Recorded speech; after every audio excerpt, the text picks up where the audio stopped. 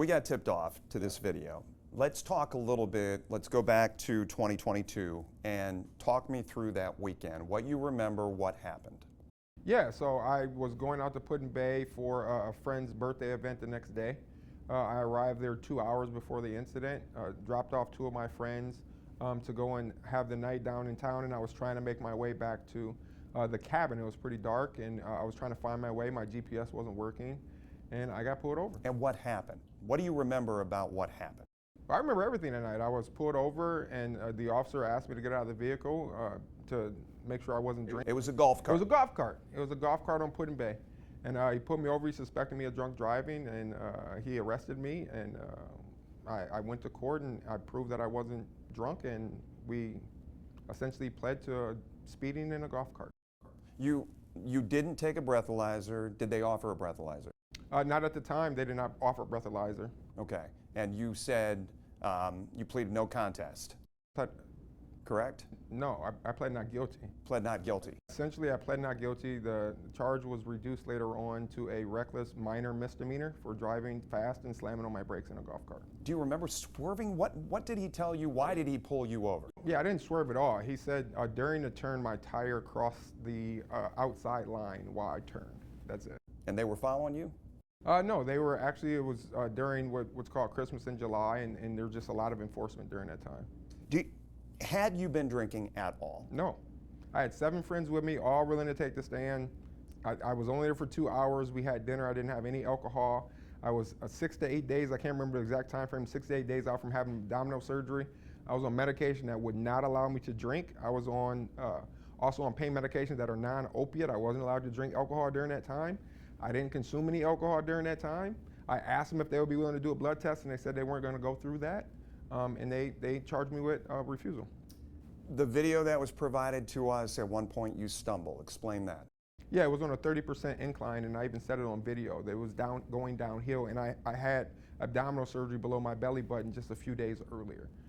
So yeah, I stumbled one time getting out of the golf cart because I didn't realize we were on a hill at the time. But once again, the drugs that you were taking, they would not create an imbalance, they would not mess with your head, anything along those lines, to your understanding? No, I was on Motrin 600 milligram and blood thinners, both of them over the counter.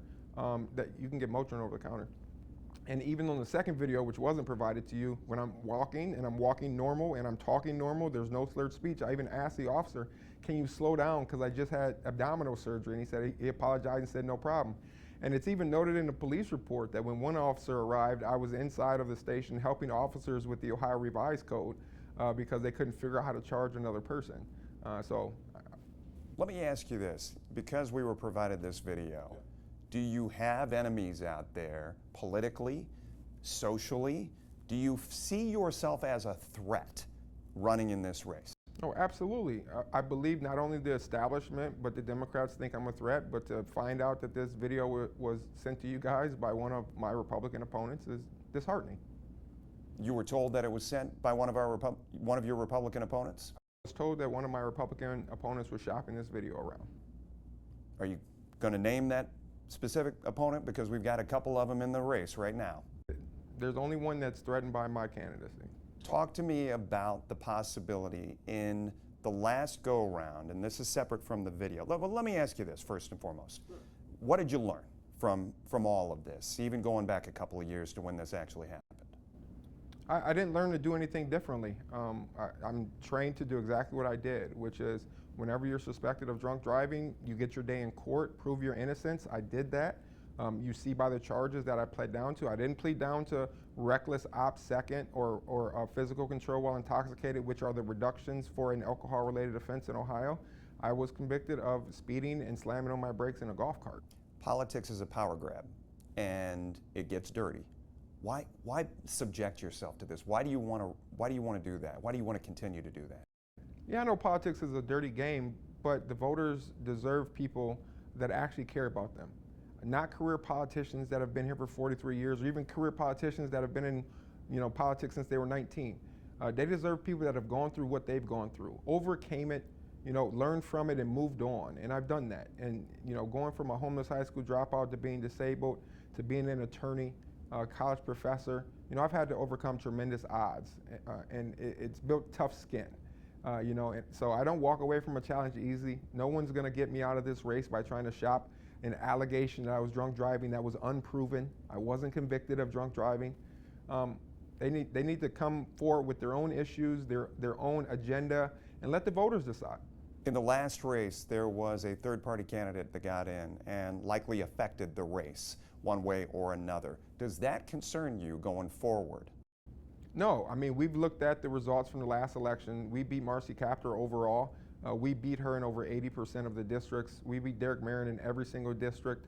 We performed just like... You're talking hypothetical races? No, you can look at the precinct results in the last election cycle and see the results. And you can see what was the vote count for each single candidate. And we outperformed. Our index, our Republican index was R+7, and we won by R+15. We doubled what is considered our margin of victory. We have the ability to cross over. We get a lot of independent voters that vote for us that traditionally don't vote for a Republican candidate. And then we have our conservative Republicans that always show up for us because they believe in our policies. Finally, you always worry about skeletons in the closet. Is there anything, Josh, that you are willing to, or in the next couple of weeks, you just want the people to know, as far as you are concerned as a candidate? No, I've always been an open book. There's nothing in my background that can affect my candidacy. I've always been forthright. Everyone knows, you know, I'm a homeless high school dropout. Everyone knows I was falsely accused of crimes previously and had to fight for my innocence and my name before. This isn't anything new. What specifically? So in 2015, 13 ABC covered that, where I was falsely accused of 2 felonies and I had to prove my innocence, and my case was dismissed and sealed. And Judge Duhart was my former law school professor and swore me in. That's been covered extensively. This isn't the first time or the last time that people make false allegations against the individual, especially that was before I was even in politics.